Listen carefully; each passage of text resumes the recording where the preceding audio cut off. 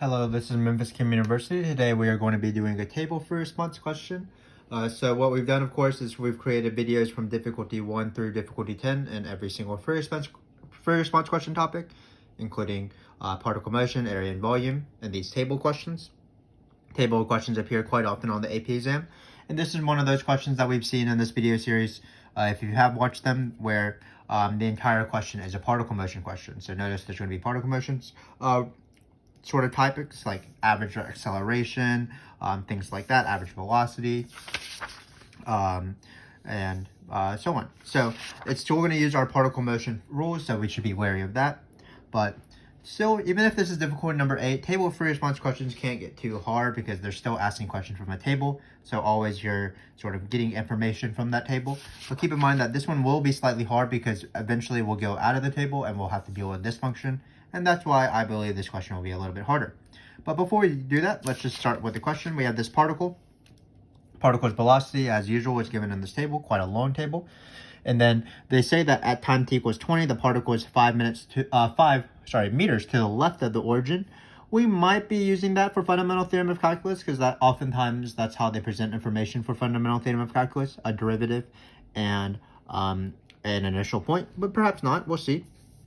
But the first question is find the average acceleration of the particle, from t equals 2 to t equals 16, indicate units of measure. So what I like to do is each time I like to talk about these questions, I like to review the rules. So there's actually two formulas for average acceleration. You can use the average value formula, 1 over b minus a, the integral of the function. So in this case, average acceleration could be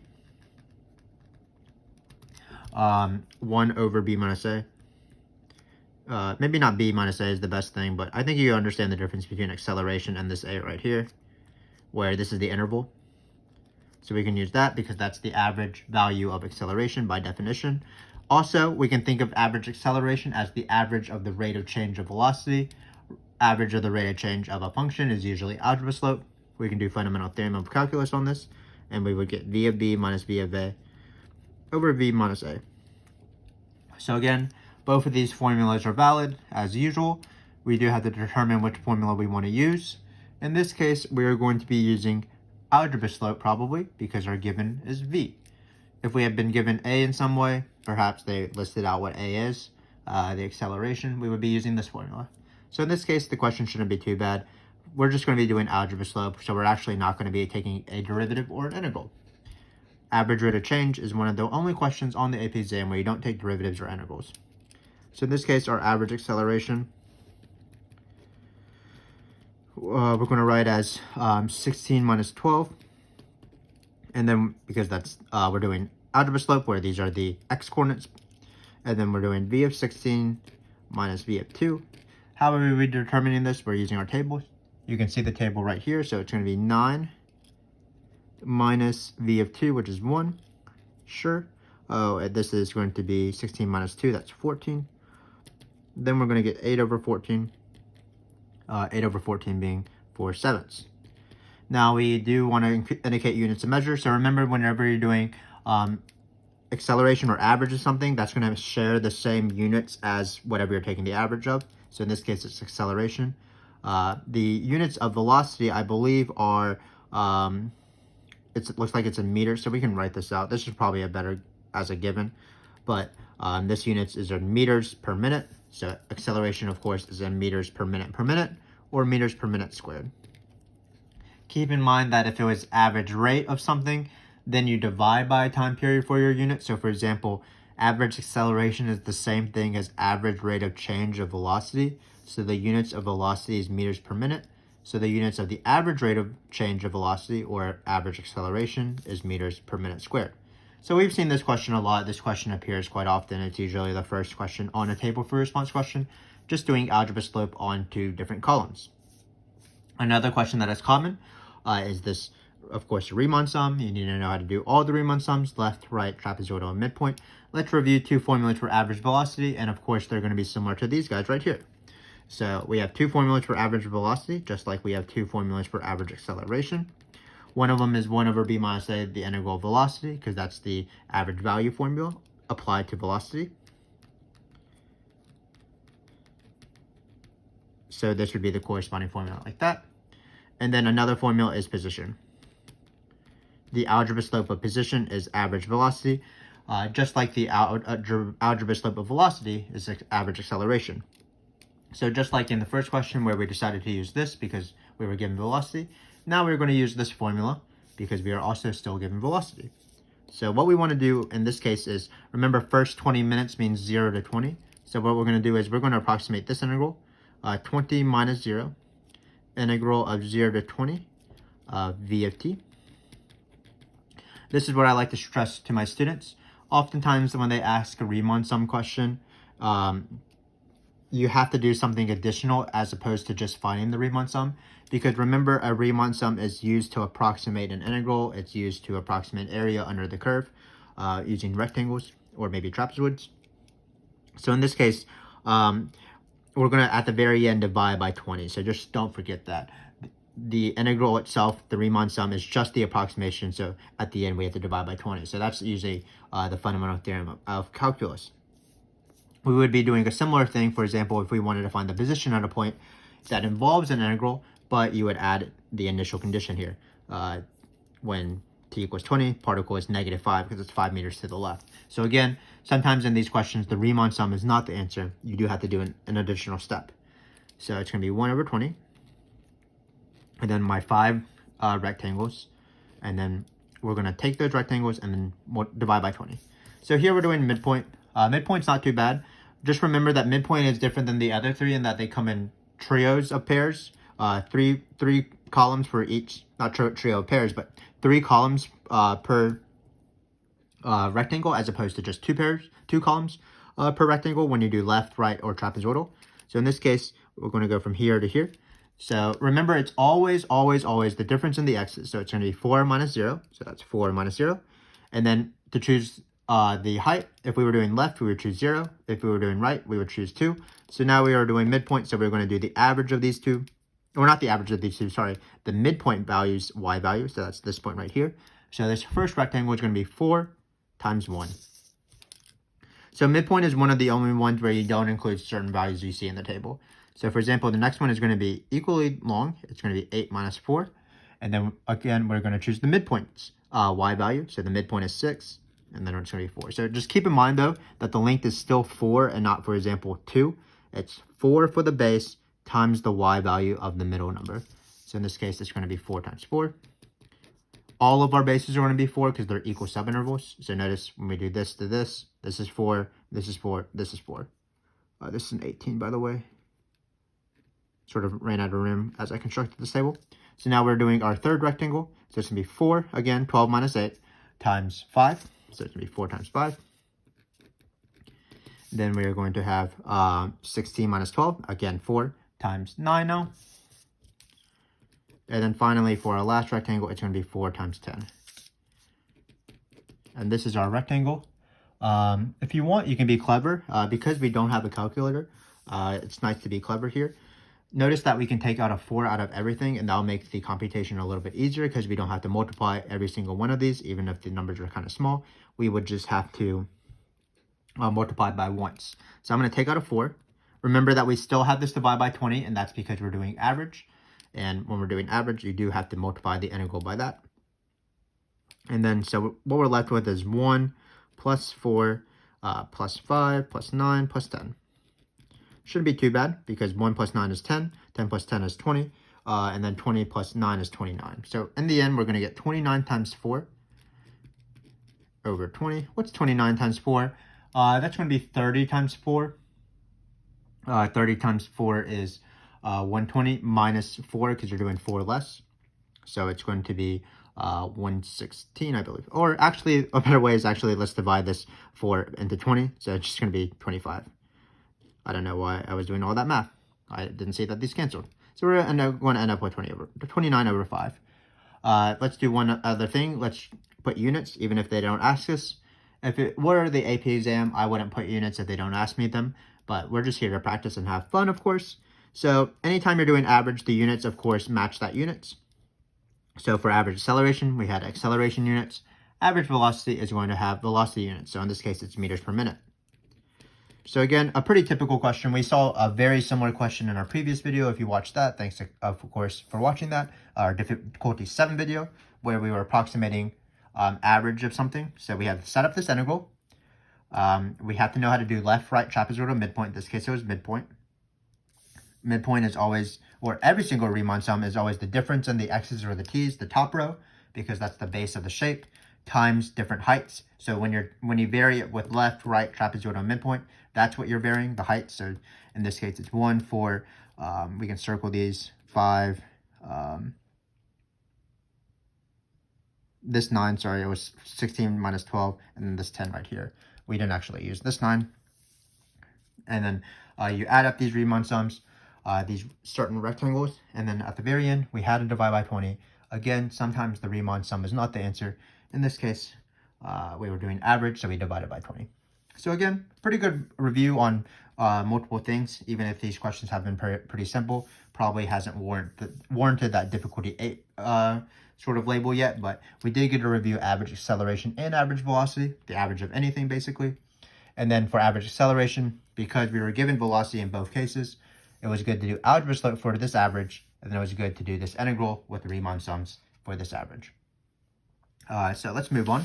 So in this case, we have the famous question, what is the fewest number of times of time t where we are in this interval, of course, such that a of t equals 0, and we want to justify our answer. So I know I've seen this question before. It is a little bit harder, but I already know what the topic is by the first few words. What is the fewest number of times, or something like that. This is going to be MVT or IBT. Remember that MVT or IBT heavily appear in these exams. Usually in our table for response questions, 3 of the questions could be approximate a derivative, do something with a Riemann sum, and then do MVT or IBT. Remember, MVT or IBT are existence theorems, so you don't find certain times, you just show that certain times exist. So, for example, when they ask stuff like, why must there exist, or show why this must happen, or something like that, instead of find this time, or find this derivative, or find this integral, that's going to be MVT or IBT, because those are our 2 existence theorems on the AP exam. So first off, what you want to know is, after you determine that it's going to be MVT or IBT, you want to think about whether it's going to be MVT or IBT, of course. So what it's based off is sort of how the given and the question relate. So in this case, we have A of t. Because the table is of v of t, what's the relationship between velocity and acceleration? Well, the derivative of velocity is acceleration. So we're probably going to be doing MVT, because MVT is the one that involves a derivative. Calculus slope equals algebra slope somewhere in the interval. If our given had been, for example, A of t, we would probably be wanting to use IBT, because A of t and A of t would match. Or, for example, if the question was v of t and we were still given v of t, then it would probably be IBT as well, because you want your IBT to match. So, for example, but it wouldn't work in this case because 0 is not in between any of these numbers. But if it were v of t, sorry, I keep flipping back and forth, but v of t is equal to, for example, 3, you can just say by IBT, because 3 is in between v of 0, which is 0, and v of 20, which is 13, then that time certainly exists. Again, if you've been watching our videos, you've seen videos on that involved IBT and MVT, and also we have videos that are specialized in that. But in this case, we are doing MVT, so let's go get along with it. Then we have the fact that our slope is equal to 0, and actually there's a special case of MVT that I might not have mentioned in these videos, which is called Rolle's theorem. So Rolle's theorem is exactly what MVT says, except that the derivative is exactly algebra slope, which is going to be the number 0. So 0 is a very special number, so that's why it has its own theorem, called Rolle's theorem. But again, you can just know that it's MVT. But what I argue is that 0 is a great number when you're doing slopes, because it's very easy to identify two columns or a pair of columns where their slope will be 0 when you do slope on those columns. So for example, why is that the case? It's because you're looking for a pair of columns where the y values are the same. So let's see here. Let's take these two, for example. Notice if you do algebra slope on these two columns, you're going to get v of 16 minus v of 14 over 16 minus 14, but that's just going to be 9 minus 9. So that's going to be 0. And of course, the columns don't have to be adjacent. So notice right here and here, if you did algebra slope, for example, it'd be v of 8 minus v of 4 over 8 minus 4. Again, that is 2 minus 2, which will be 0. So in this case, the answer will be 2 times because there were 2 pairs of columns that shared the same y value.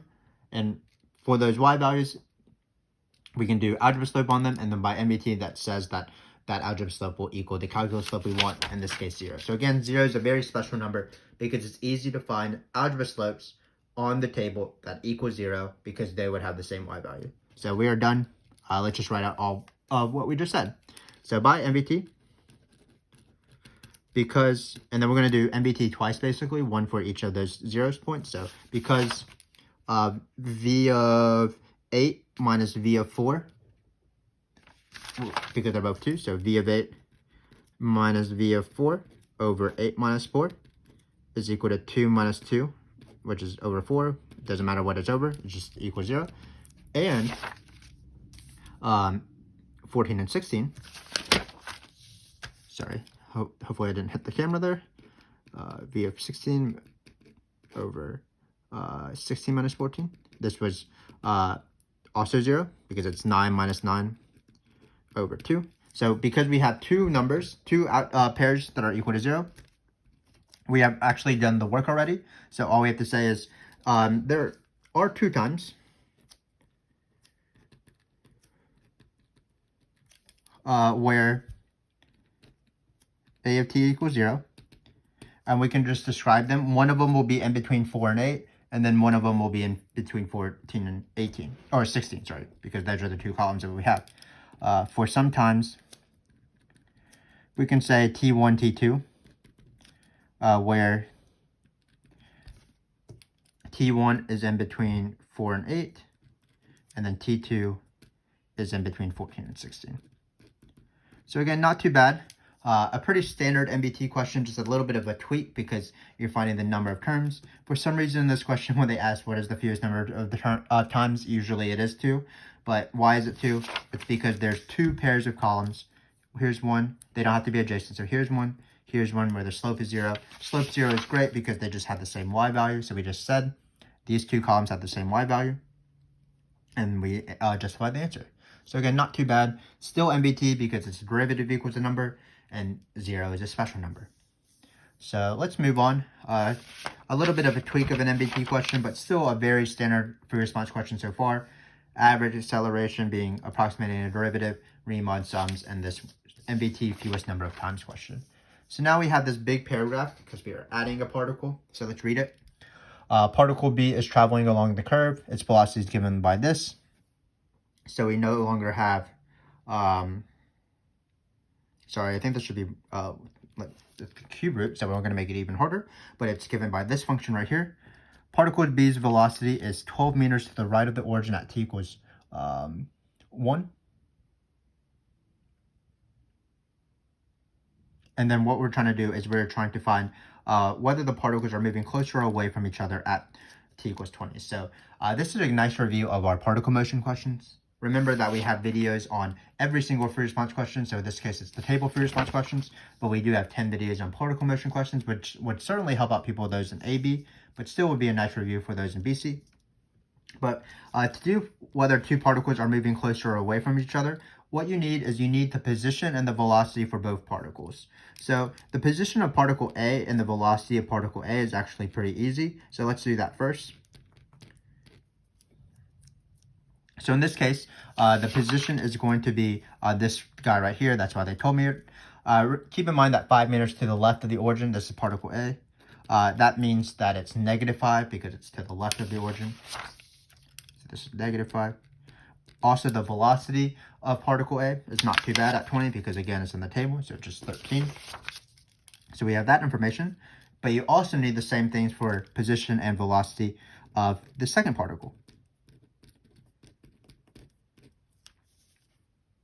So the one we're going to be able to find off the bat is this velocity because velocity is given. When we plug in 20 plus into this function, 20 plus 7, we can write b of t. But 20 plus 7 is 27, and the cube root of 27 is 3. So -3 divided by 3 is -1. So again, all I did was plug in 20 into this. So it's -3 over the cube root of 27 That was negative 3 over 3. So the last thing we have to do, which will take a bit of time, and this is why this question is a bit harder, is to find the position at 20. So this is, again, something we mentioned quite a bit during our particle motion questions because it is the fundamental theorem of calculus. So let's set this up. So what I like to do is I always write S of B of 20. Then you write your, you don't write plus, you write equals. And then you always use your given y. So the given y in this case is the given position. So that's going to be 12. And it's positive because it's to the right of the origin. So it's going to be 12. And then plus, you're going to put an integral. I put my given time on the bottom. In this case, it isn't 0. It's actually 1. So it's 1 here. And then I put my want time, the time I want to find the position at, on the top of the integral. And then I put velocity. So v of b of t. So in this case, again, this is S of 1. So if you haven't seen this before, this is fundamental theorem of calculus. Given time, want time, given position. So this is how I set it up. This is the same thing in, for example, accumulation free response questions or graph free response questions when you want to find f of a value and you're given f prime and an initial point. It's fundamental theorem of calculus. It appears quite often. So in this case, we do, we're not going to approximate this using a Riemann sum because we actually have this function. So let's rewrite this function. And I'm going to rewrite it as a negative exponent because I'm about to do the sort of the power rule. So it's going to be 3 times t plus 7 to the negative 1/3 because the root 3, that's root, so it's 1/3, and then it's in a denominator, so it's negative. And then there is still this negative, by the way, so that's why this 12 plus is really minus here. So I'm going to do a u sub because I feel like doing u subs are useful for you guys. So we're going to write 12 minus the integral. We have this 3. We can always take out a 3. And then I'm going to use a u sub for this just to practice u subs. So let's practice u subs. So what's the u going to be? It's going to be the thing in the parentheses. That's going to be t plus 7. Du is not that bad. It's going to be dt. Because this u sub is so simple, we didn't have to multiply by some sort of constant, as you'll see. We're going to replace the u with what we have, u to the negative 1/3.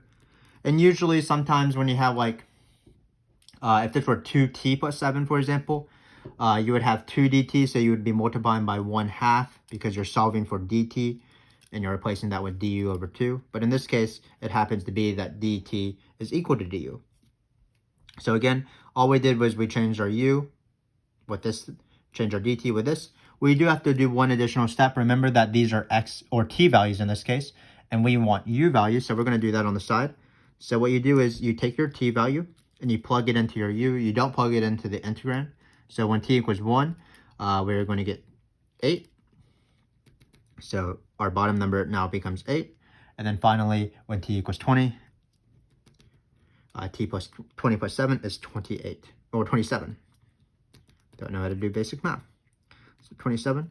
And now we are ready to take the integral. So again, this is the point of a u sub. You change a more complicated integral into a simpler integral by changing all your constants, all your t's to u. So this t plus 7 became u, this dt became du, and then these numbers on the integral, which were originally t values, are now u values. Keep in mind that I'm allowed to take out constants, so just to make my life a little bit easier, I did bring out this negative 3. Now we are going to be doing this integral. Remember that if you're doing u subs for definite integrals in this way, once we change the numbers, we don't have to think about t's anymore. We're thinking about u's instead. So this is the power rule, of course. So what you do is you add 1 to the exponent. That's going to be negative 1/3 plus 3/3. That's u to the 2/3. And then what you do is you flip the new exponent, so it's going to be times 3/2. So this is the antiderivative using the power rule. Add 1, flip the new exponent, or multiply by the reciprocal of the new exponent. And then we're going to plug in 27 and 8. So what we need to do is we're going to have 12 minus 9/2. And then we're going to plug in 27, and then we're going to plug in 8. You might not know 27 to the 2/3, but remember that when you're doing 27 to the 2/3, you often want to do the root first to get a smaller number. So for example, 27 to the 2/3 is the same thing as 27 to the 1/3 squared. So 27 to the 1/3 is 3, so you have 3 squared, which is 9. So in this case, we have 9 here. And then same thing with 8 to the 2/3. You first take the cube root, that's going to be 2. 2 squared is 4. So you're going to get 9 minus 4. And then finally, we're just going to finish this guy off.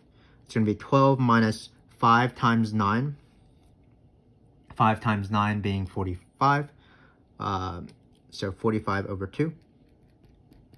And if you simplify this, 12 is 24 over 2. So 24 minus 45 is going to be, I believe, negative 21 over 2. So this is my position. Again, what we have sort of forgotten this table by now. This table was only relevant for finding the position and the velocity for particle A. What we've done in this question is we've found the position for particle B at t equals 20. And what we did is we do fundamental theorem of calculus. We applied a U substitution. Now we finished our information. So now we are ready to answer the question finally. So what you do is you draw a number line.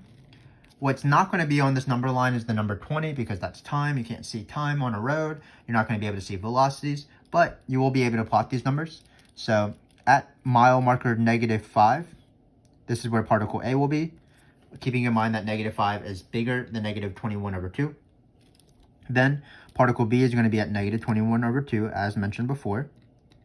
So this is where particle B is. And then these velocities actually don't matter. We got this velocity from the table. We got this velocity by plugging in 20. But they actually don't matter in the sense that the number themselves don't matter. It just matters the signs. Because remember in a particle motion question, excuse me, a particle moves forward when velocity is positive. A particle moves backward when velocity is negative to the left.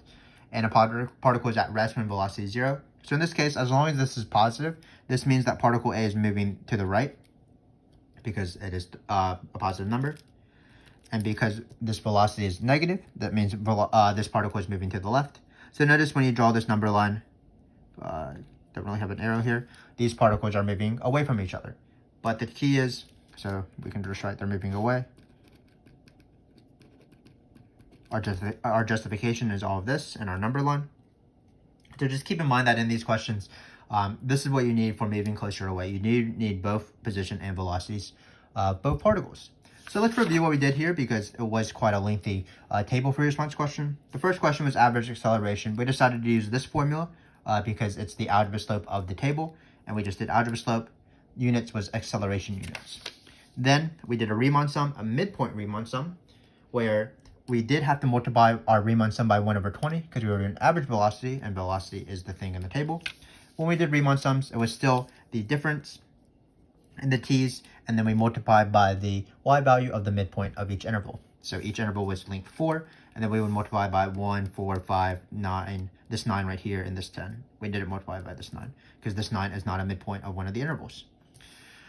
Then we saw this weird MVT question, but for MVT questions of this state, the derivative equaling 0 is actually a special case of MVT, and it's very easy to find where derivatives are equal to 0, or sorry, where algebra slope is equal to 0, to be more precise, because when you're looking at a table, it's where the columns are the same. They had the same y value. So for example, these two had the same y value, and also these two.